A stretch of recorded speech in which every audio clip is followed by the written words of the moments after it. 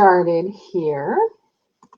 Okay, so where did 10 weeks go? I know that's kind of what I'm thinking.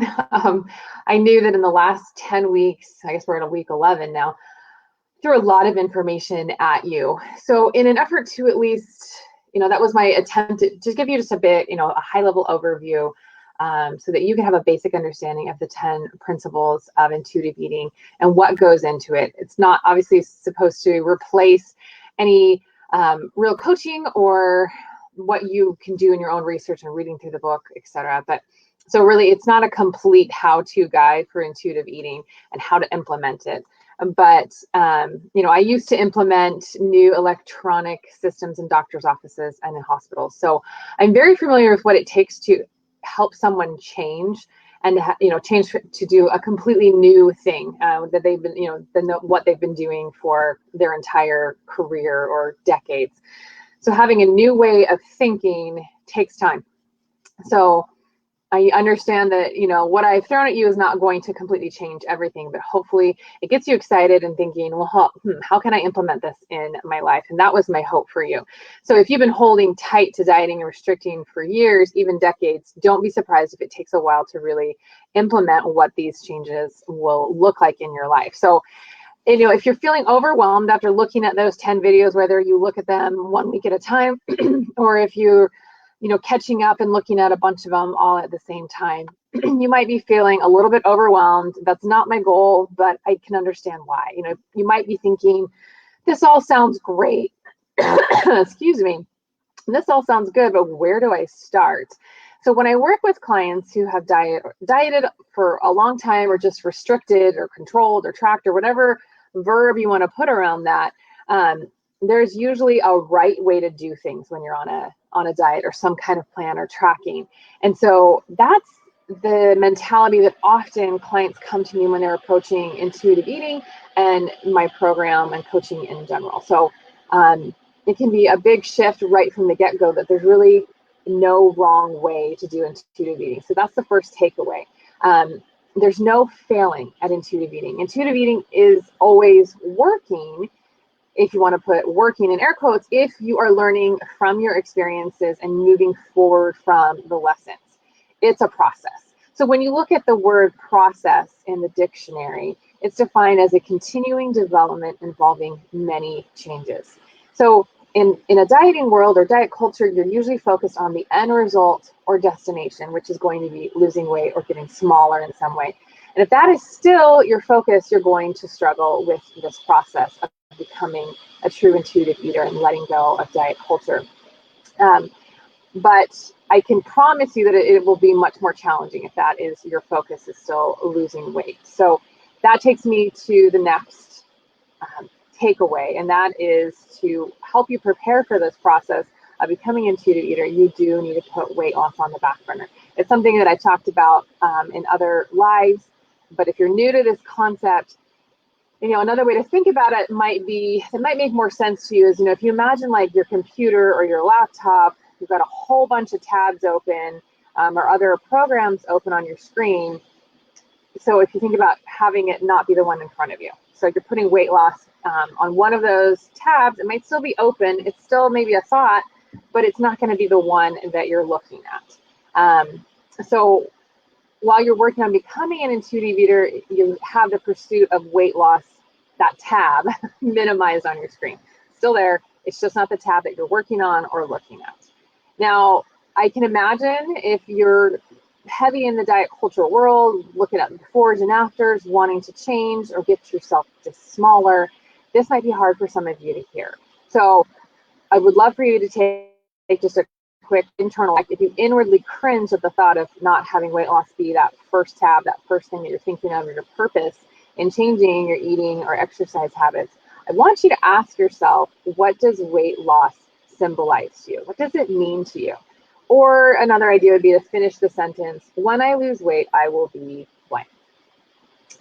Then with each sentence or each answer that you have for that, I want you to challenge what you stated. So for example, if you said, when I lose weight, I will be healthier. What if that wasn't true? What if you could be just as healthy and not lose any weight? I could show you plenty of research studies that talk about just using and incorporating more health promoting habits in your life will actually make you healthier, your lab results, those internal indicators of health. And you may not have lost any weight. Whereas the yo-yo, the up and down of losing and gaining the same weight is actually worse for your health in the long term. So this process, the second takeaway, putting weight loss on the back burner to prepare yourself for really becoming a true intuitive eater, it does require some thinking. So once you've done some thinking about this, I want you to hear me out. And the reason for this is simple. When we focus on weight loss, our main reason for doing intuitive or mindful eating inevitably will turn the mindful eating or the intuitive eating practice into the hunger and fullness diet. And that's not the case. You shouldn't only be eating because you're hungry and always be stopping because you're full. It is not another diet. It is a whole way of changing how you look at food and look at your body. So it is much more than just those hunger and fullness cues. Yes, those are two of the principles, but there are 8 other ones. So the hunger and fullness diet, like I said, it's where you're only allowed to eat when you're hungry. You must stop when you're eating and you're full. It's part, but it's not all. So when you look at it that way, any deviation from that means you're failing at it and doing it wrong, and you're not going to be learning through the whole thing. So being wrapped up in weight loss means you're going to really miss out on the opportunity to reconnect with our bodies or your body's internal wisdom and feel truly satisfied with food. So you're going to miss out on all of the benefits of intuitive eating if that is still your focus. So that's 1 and 2. We're getting ready and kind of starting this process. So now, if you're still fighting this, just a couple other words of caution. A lot of people say, and I don't think I can give up the hope of losing weight. And I want to say I understand that. I have plenty of clients that are still, it's still that tab that might just be behind, but they're trying to play they're not trying to play the long game. They are playing the long game and seeing this process unfold. So being certain about giving up the hope of losing weight is perfectly normal. It's even perfectly normal if you're reading this or listening to this and thinking, I'm not sure if I even want to give up on the hope of losing weight. So we live in a culture that is very weight centric and prizes people that fit that thin ideal. So it makes sense that the thought of giving up on losing weight seems difficult, scary, seems like giving up on being healthy when it's not. So that's why the idea just on the back burner is so helpful, because you don't have to completely throw it away, but just not making it your focus can really free up your mind. So you're not being asked to forget about it. It's still there. It's still there, but like the pot that you're putting on the back burner, but just off to the side. So it's not taking up all of your time and attention and distracting you from the really important things in life. Obviously, the hope is that once you have it on the back burner, that you realize, my life is so much more rich and I have so many more emotions. I'm experiencing so much more in my life that I actually don't want to put it back on the front burner.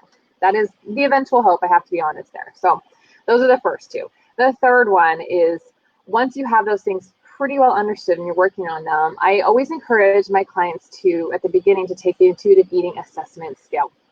If you, I'll put a link to this in the comments for those who are watching this on Facebook. I also will put it, and there's a link in my bio on Instagram as well to get access to that. And it's really helpful to schedule a mini session to go through this if you have never looked at this assessment scale before. So this is an assessment scale that was created as part of research. So a bunch of different research studies. It was originally created by Tracy Tilka in collaboration with the creators of the intuitive eating method and program. And what they did is, it's really short. It's only 20 questions, but it's a great way to get an idea of where you are. So, you might be doing pretty good in one particular area, but maybe you could benefit from putting some work or more attention or energy into another area. So it helps you just very casually overall look at your eating and some of your internal rules about good food and bad foods, emotional coping, using food. So it's just a really good place to look at the different key areas of intuitive eating, figure out, okay, where am I at? I will say that for me, I do this assessment a couple times a year in general, just to check in. And so I like to see my own progress and what questions am I more easily able to answer that, yes, this is something that I'm able to do and I can cope with my emotions without looking for food always. So it's something that once you take, it's not a one and done thing. It's kind of interesting to see your progress and see how you're moving forward in this. So the next thing, with weight loss on the back burner and a basic understanding of the areas of intuitive eating that you might struggle the most with, you're really ready to start this process. I find it helpful to teach clients about the stages of becoming an intuitive eater because it can seem very frightening. There can be a lot of fear. So like I've said before in these videos, it's not like, okay, now I know stages and poof, you understand it, you're good to go, and you're changed. We live in the real world, and the real world has a, I think it's $50 billion diet industry that doesn't want you to leave it in the dust. They want you to continue to spend your money on it. So the messages are everywhere that you need to continue to pay into their system, to their diet, to their program, to their food, diet after diet. So there are stages to unpacking this for yourself. And I challenge you to figure out what stage you are in currently as I go through these. And I would love to hear back from you. Now, you may already have gone through stage one. And that's why you're looking at these videos to try and understand, okay, I'm ready for this. Where do I go? So you may not have to start at the first one. So you may just look back and be like, yeah, that's where I was. So stage one is usually called hitting diet rock bottom, which is designated really by a readiness for something different. And when I have clients that come to me in that stage, it's really, they're frustrated, they're, just angry that they have continued to lose and gain the same amount of weight and are feeling worse and worse about themselves. And they feel like I need to do something different, but, is it another diet? And they'll usually come to me wanting me to tell them what to do to finally stop needing a diet, but they want me to tell them how to do it. And so their body image is usually pretty negative at this point, and they're sick and tired of, the yo-yo, the up and down, the restriction. And the work needed here is really what I already talked about, is putting the weight loss on the back burner, but also recognizing that the next diet is not going to be the one to fix them. So there's usually a lot of confusion around food at this point and what they should or shouldn't eat. They're still coming to this, looking at good and bad foods instead of realizing that food is food. So that's part of the process. And trusting, the body trust is really low when you're in stage one. Because you've been restricted or looking at, just being told what to eat all the time, they really have a lot of fear. They don't know what their body wants. They're afraid to let themselves eat what they want to eat. Maybe I won't stop. So those are a lot of the very normal fears in this early stage. And the last thing is when they realize that the idea of doing another diet just seems like too much. They're like, I've been there. I just can't bring myself to do another restricted diet. I found myself in this very beginning stage.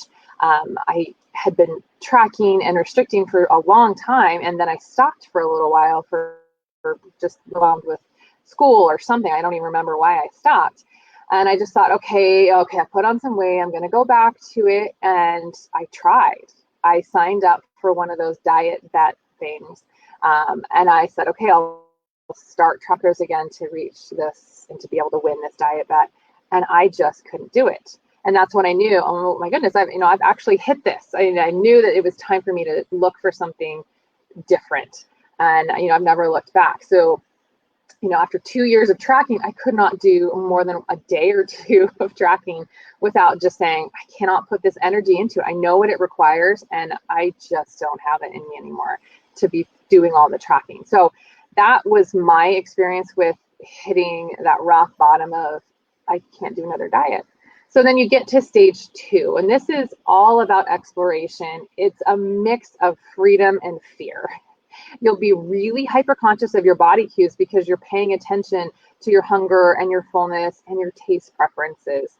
So like whenever you learn any new skill, you're very hyper aware. So if you think about driving, for example, when you first start, you have to think, okay, key in the ignition, what gear, okay, I'm in reverse to get out of the parking spot, I'm checking my mirrors, I'm looking ways, and you have that mental checklist and that hyper awareness as you learn that skill of driving.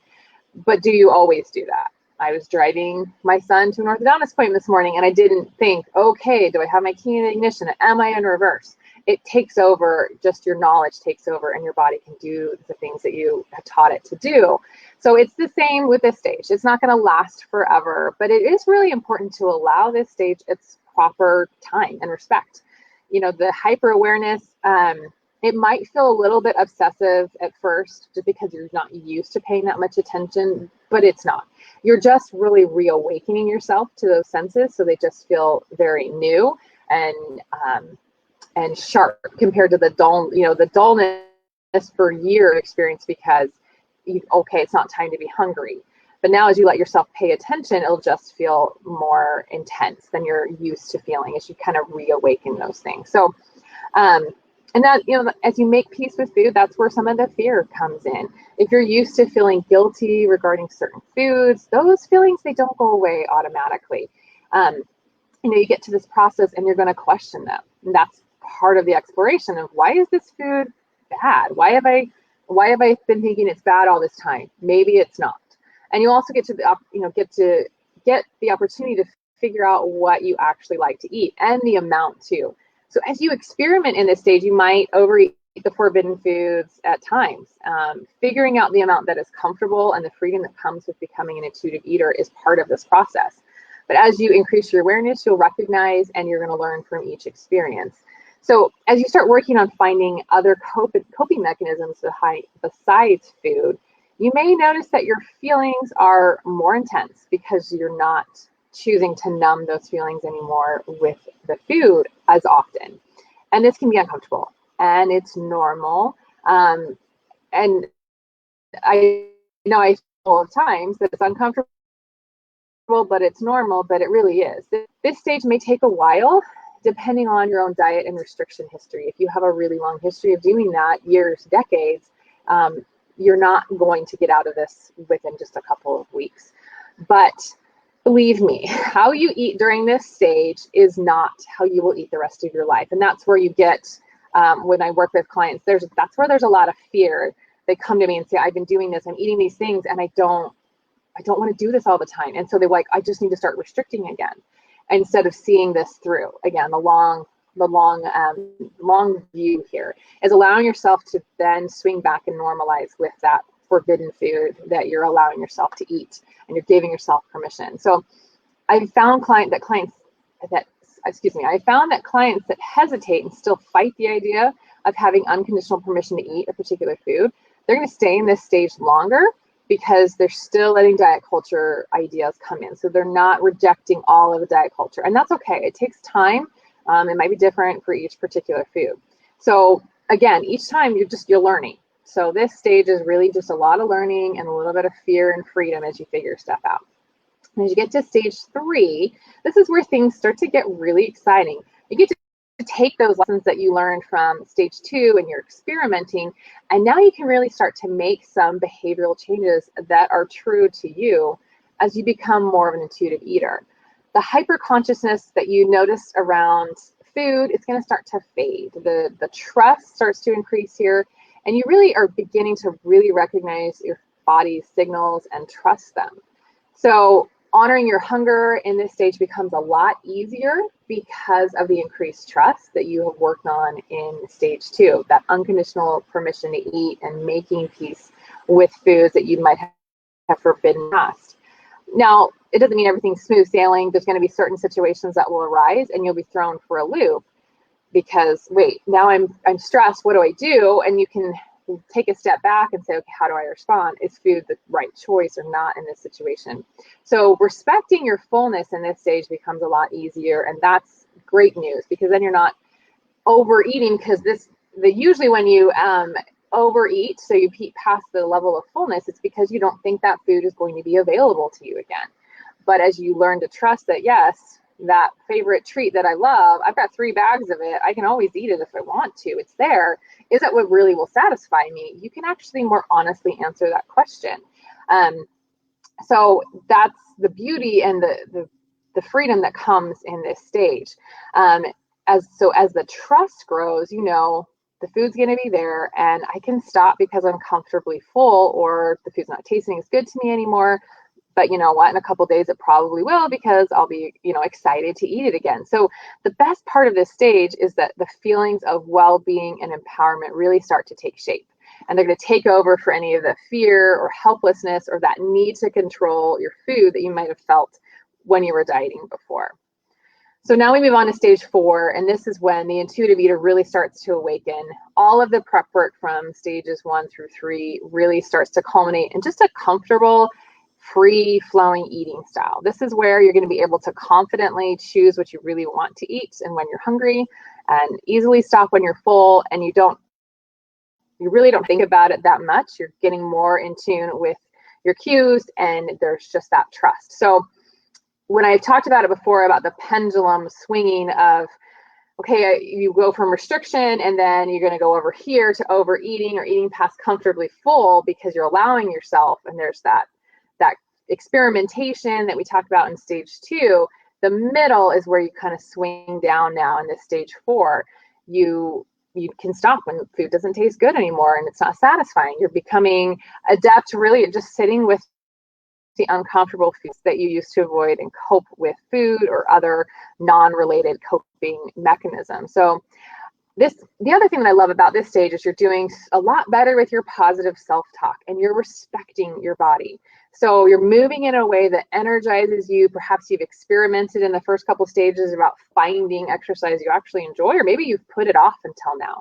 Now is a great time to incorporate the movement if you feel ready to get movement in that you actually enjoy and energizes you. Now, the last stage, stage 5, is when you really are solid in your intuitive eating and you've really just reclaimed your pleasure in eating. So gone are the days of feeling guilty about food or living on that restrict, crave, binge cycle. And your relationship with food is really just in a healthy place. You're becoming, you know, committed to exercise as a way to feel better physically and mentally, but not to punish yourself or to change how you physically look. And what's exciting about this part, usually for most clients, is that you're going to settle, your weight will settle into a place that's natural for you. Now, I will say it might be a weight that is higher than you were before, especially if the weight you were before was as a result of restriction or counting or tracking of some kind. So depending on what has been going on, it might be different. And that's part of the prep work that you do before, of understanding that bodies come in different sizes and recognizing and embracing your genetic blueprint. So all of this might seem scary, but it is a journey and a process. And that's why people who need the help to process this, I do encourage actual coaching in my program, or going through the actual modules and lessons that this program includes, worksheets, to allow you to really journal and process what's going on and explore the whole journey for yourself. So you might, as an individual, fluctuate between some of these stages. You might be at a 3 and then kind of swing back to a 2 or 4, back to a 3. But you will notice progress. So it might be a smaller swing back as you kind of question and let those diet culture thoughts enter your mind again. But as you commit to getting off the diet roller coaster, that swing back to, moving forward will come much faster. So I'm excited if you've made it to the end of these videos, and if you have questions, please reach out to me or DM me, and I can talk you through kind of the next steps. So have a great weekend, and talk to you all next week.